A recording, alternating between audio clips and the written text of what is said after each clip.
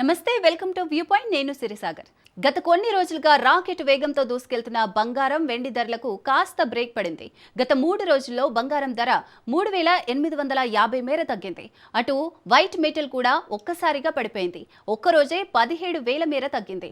Hyderabad bullion మార్కెట్లలో 24 క్యారెట్ల బంగారం 10 గ్రాముల ధర 1,39,150కి తగ్గింది. 2 రోజుల క్రితం ఈ ధర 1,43,000గా చేరిన విషయం తెలిసిందే. ఇక 22 క్యారెట్ల బంగారం ధర 1,28,850 పలుకుతోంది. ఇక ఆకాశమే హద్దుగా దూసుకెళ్లిన వెండి ధరలు భారీగా పడిపోయాయి. కిలో వెండి ధర ఒక్కరోజే 17,200 తగ్గింది.